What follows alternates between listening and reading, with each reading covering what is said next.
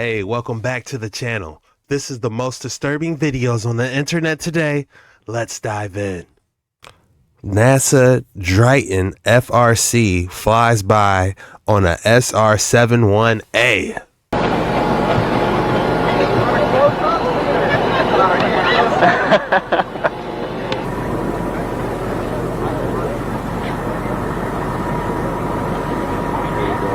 Oh boy.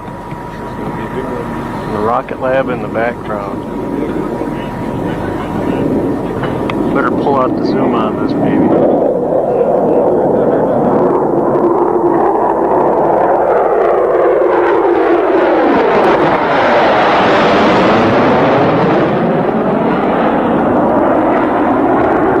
Yeah! That's a flyby! Yeah!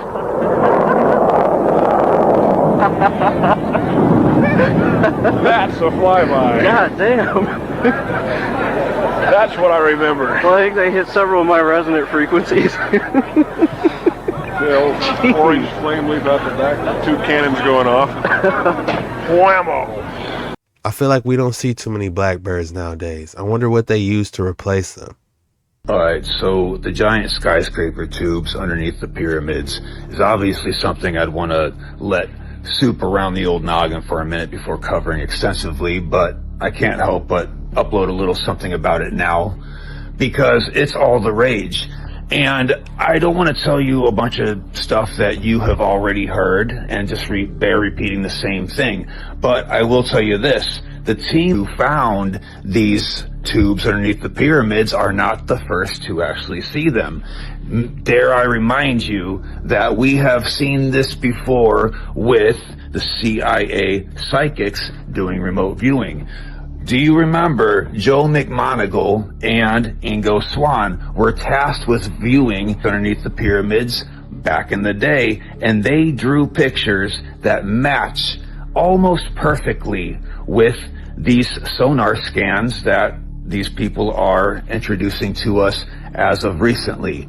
So, if you ask me, as exciting as this discovery is, which this might be the biggest archaeological discovery of our time, it's even more telling about remote viewing coming through once again, unexpectedly this time. For those of you who are maybe not catching wind of this, there are 8 gigantic skyscraper sized tubes running down beneath the middle pyramid, and they have spiraling, we don't know what they are, maybe a staircase or maybe some kind of plasma tube for all we know, but it looks like technology to me. But again, that's where I kind of pause and say we're going to have to get more information before making those ties. But those tubes go down to a gigantic antechamber. Maybe Manly P. Hall might have been right about the pyramids after all. Alright, so the giant skyscraper. Just the tip of the iceberg. If you're enjoying this video, hit that like and subscribe button for the algorithm, because we do these videos every single day, even on Easter Sunday. So let's get straight back into the action.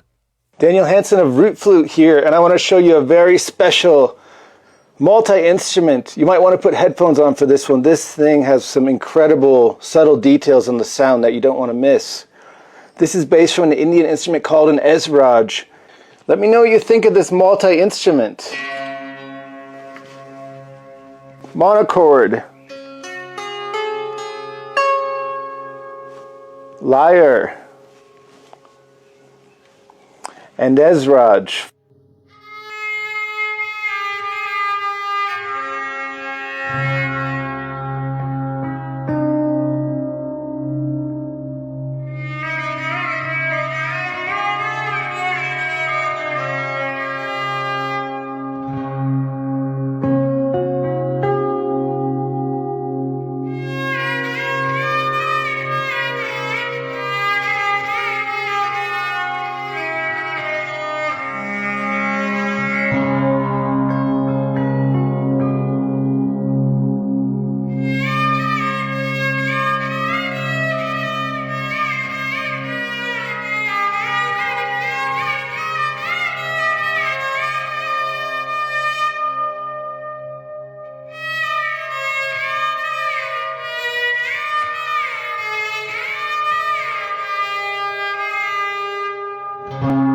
Daniel Hansen of Root Flute here, and I want to show you a very Root flute, man, that was amazing. It sounded mystical, magical, mysterious. Man, that was right up my alley. I don't listen to music, but that was definitely right up my alley. I love that. Look at that. This doesn't move you in any way? Absolutely not. So what do you think these are? Like clay. Well, have you met people who don't believe in dinosaurs before? Yeah, every now and then we do get people who don't believe in Are dinosaurs. you able to persuade them that dinosaurs are real? I give the facts and some of my personal experience with these. Okay. Your personal experiences as As seeing in one?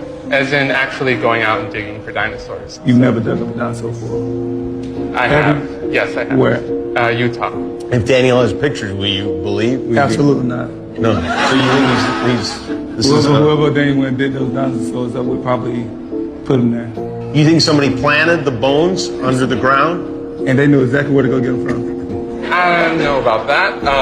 Well, yeah, of course you don't know. Yeah. You're the one who was tricked. So those the real teeth from T-Rex? Yeah, the lower jaw is pretty complete. If you take a look in between the cracks, we put in things like clay and glue to hold it together. So you're saying this is a lot of this is clay? Not a lot. Well, the A lot. Yeah, a lot of it's clay. A lot of this is You clay. can definitely tell. So that's a real dinosaur bone. This is a natural copy, basically, a fossil. It's a copy. A copy. Yeah. How many people are involved in this scam, Daniel? I understand why it's hard for people to believe that these animals did exist at one point. Because nobody never seen them. I'm glad we established this. Let's keep going. Remind you of any animal? It looks like a dog or an anteater or something. Yeah. It's actually the ancient ancestor of modern day cetaceans, or whales, dolphins, and porpoises. That's a whale? Come That's a on, walking man. whale. Come on, Jimmy. It's not a whale. Hell no, that ain't no whale. No. Yeah, that was not. You have that That's wrong. definitely not flip. You got to redo this because it's Yeah, wrong. that's terrible. You do that? That? No, no way. If you had to ask me, were dinosaurs real? I think the T-Rex was real and they ripped the wings off and it was originally a dragon. For entertainment purposes only, don't believe everything you hear or see on this video. I want you guys to listen to how this cat's purr is amplified when he's inside of the vase. Listen to the healing frequencies here. Crazy. Now, what most people don't know is a cat's purr ranges from about 20 to 140 hertz frequency, which quite literally cures a plethora of diseases. Now, the Egyptians were very aware that cats are healers. This is why they always kept these sacred creatures very close. What's even more interesting is in this TED Talk, they talk about shattering with resonant frequencies. They found out that 111 hertz frequency kills cancer cells. Well, this is the exact range that a cat's purr is in. But what's even more interesting is there is an underground chamber located in Malta called the Oracle Chamber, and it pitches sound at 111 hertz frequency. It's also shaped the exact same way that a human ear is designed. Ancients were very aware that frequencies cure disease and stimulate all the cells in the body. This is exactly why they got rid of all the church bells. These were emitting high vibrational frequencies. All these beautiful churches and cathedrals were never built for places of worship. They were quite literally sound healing centers. That's why they're designed like this, because people were laying in these cathedrals listening to the instruments. Some of these cathedrals even had songs encoded into their architecture. If you look at the windows of these cathedrals, they display high vibrational cymatic pattern. Cymatics are made by frequency and sound. Next time a cat comes around you and starts purring, let it, because it's trying to heal you. They often like to lay on women when they get cramps. They will quite literally heal their cramps. I could even go as far to say that cats were genetically modified. Have you looked at some cats' eyes and how they have reptilian slits? The only mammal that does that.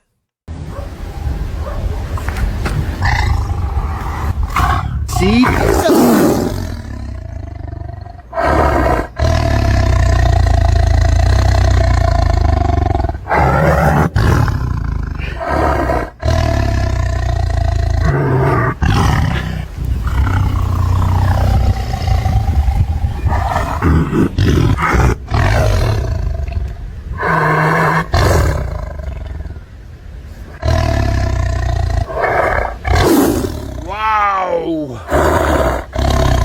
Again?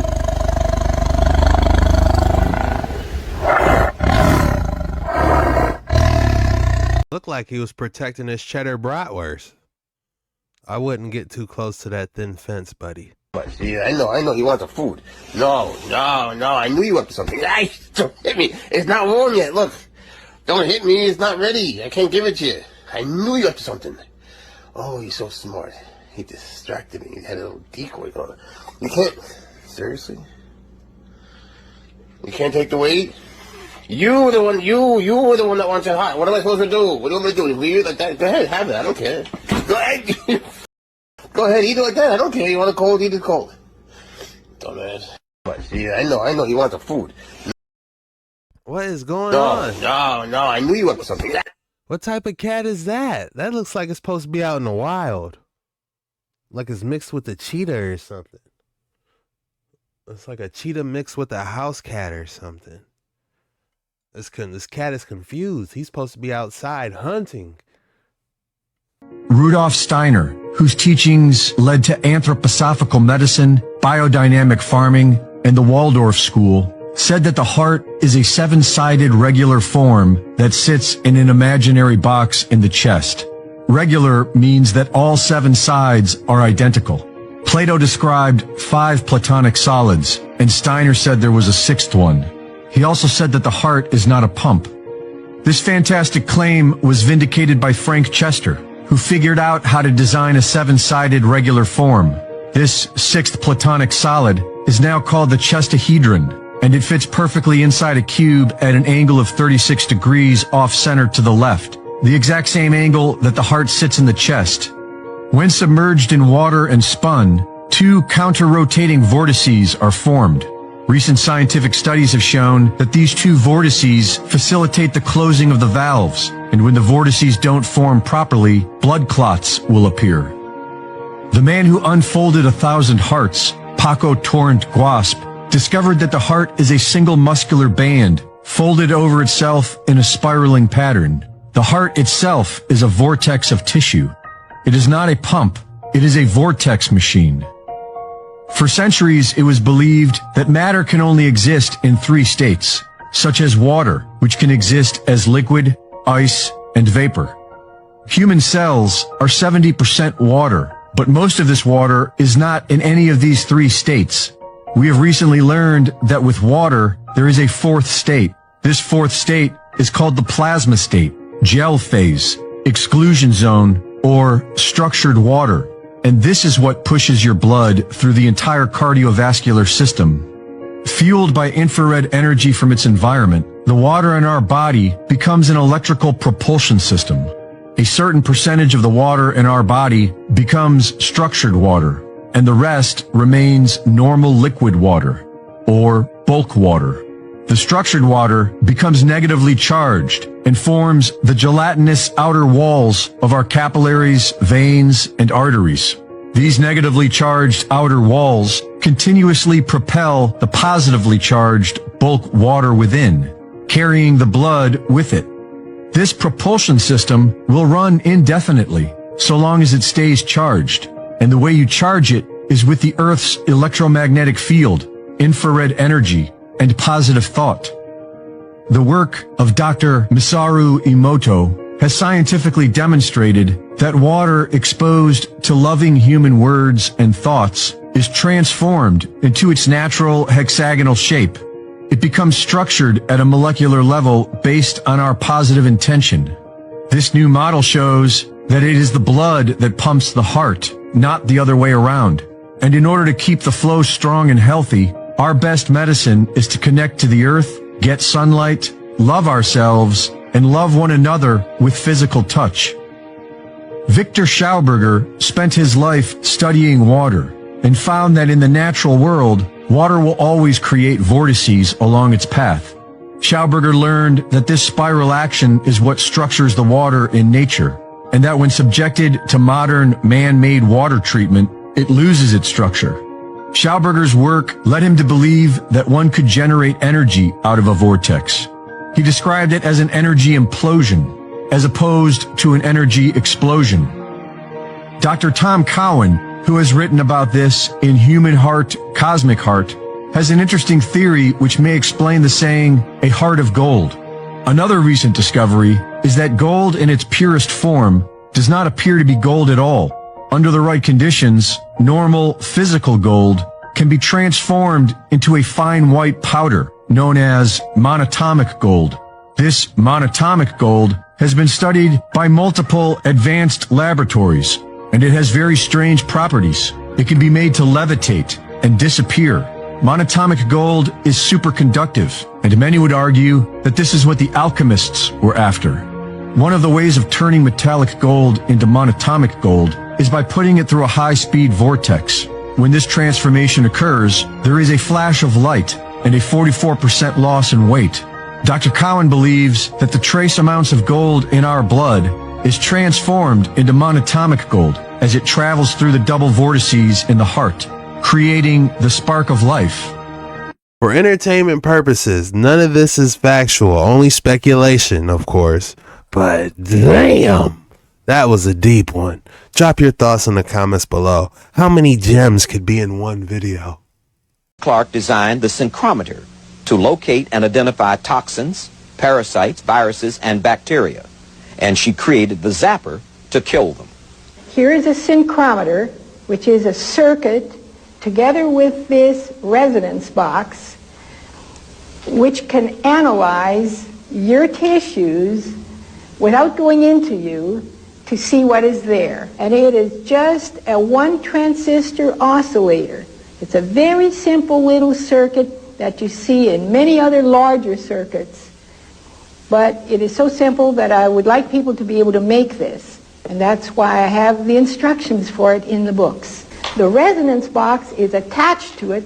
This is where you put your samples. You would put a sample of your body on one plate and a sample of the item you're testing for on the other plate. Michael McElray is a nutritional consultant and a personal trainer. What Dr. Clark said, and what she's already talked about, is that parasite and pollution is basically causing disease. And when we say parasite, what we're really talking about is microorganism. The virus is inside the bacteria. The bacteria is inside the parasite. And in fact, we've even found that mold is inside the parasite, and certain funguses are inside the parasite. And this isn't something new, and this isn't just theory. This has all been proven. What's really interesting is how these parasites and different microorganisms found their way into the body. And what Dr. Clark has proven is that the immune system over the last few years has been depressed. If we don't have stomach acid that could kill these harmful bacteria, then these things will crawl through the body and take over the biological terrain at will. What Dr. Clark's proven is that these parasites that normally are killed by the stomach acid are now crawling through the body because we went down to the local drugstore and we picked up the Alka-Seltzer because we were suffering from acid indigestion. What was that? Well, what it was is we were eating food that properly couldn't be digested. And we were eating too much food that's deficient in enzyme. And I'm not talking about theory here. I'm talking about practical ideas that have already been proven. When we overcook food, we kill the enzymes. When we kill the enzymes, we ask our stomach acid to do the job for us. In doing that and over-processing our food, we've reduced our stomach acid. Hydrochloric acid is our first level of defense, which is now missing. The second level of defense, which seems to be more frightening, is that once the parasites are inside the body, the liver has been given the capability to, as a second shot, to kill these microorganisms. Now, when the liver accumulates aflatoxin, which she has identified as patulin mold, which we find on many fruits, especially grapes and apples and pears, and it's the brown spot that we see in the fruit, then what we see is the liver gets chronically weak. And at that point, what she discovered using her synchrometer, which we'll talk about, she's actually found that the weakness caused by the aflatoxin and the patulin mold has actually allowed certain other chemicals to weaken the liver even further, including alcohol. Believe it or not, people that don't drink alcohol still have alcohol in their body because alcohol is a natural byproduct of the fermentation of fruit. So if you're eating a tremendous amount of rotten fruit, which you may not know because your banana just had a brown spot, or you ate your actual mold and your fungus, once that's in the liver, it loves a dark, cold place. And 98.6 degrees is fairly cold for mold. It'll grow like a petri dish in your liver. Once it starts to grow and alcohol becomes a byproduct, we now have a depressed immune system in the liver. Parasites can now take over your biological terrain. And what we used to think, and what Dr. Clark has now proven, is that parasites used to live only in the colon, according to many scientists and researchers. Well, what she's now discovered is that these parasites are crawling through the body at will. And this is a very frightening thought, because if parasites, their eggs and larvae, are crawling through the body, then they're also seeking out tissues that are extremely nutritious to them, which is the brain, which is the heart, which is the liver, and other body parts, that once these body parts are invaded by parasites, other diseases will follow, as you've pointed out. And Dr. Clark found that the one real dangerous parasite is the Fasciolopsis buski. It's a fairly large parasite, and it's actually hosted in the snail.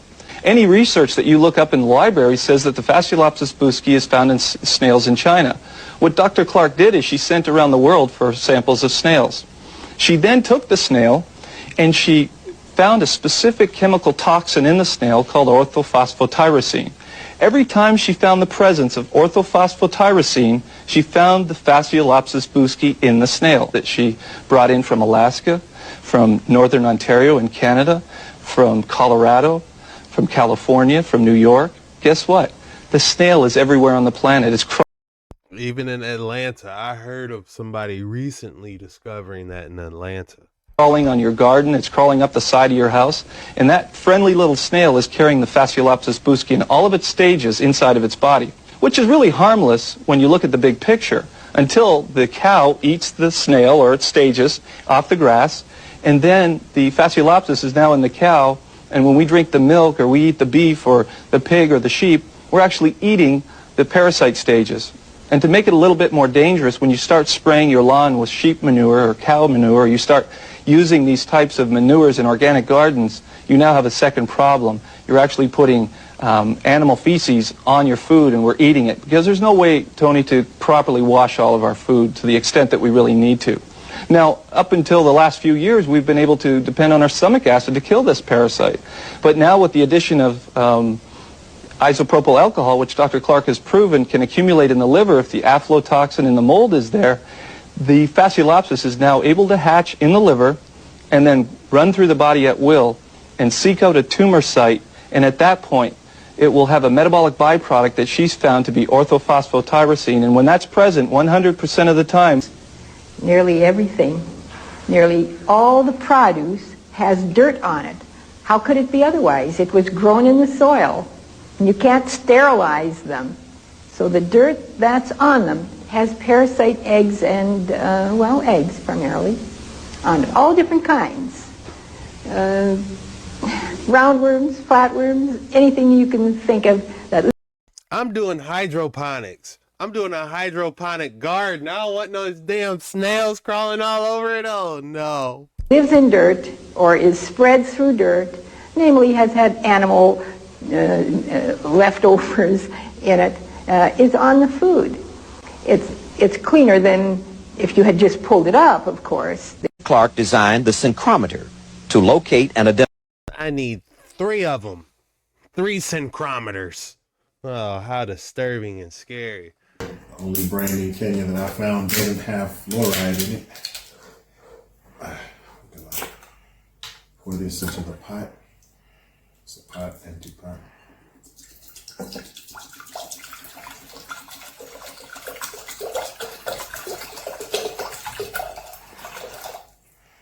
It's a little bit. Some rocks from Mother Nature here. You see? Stones, you see?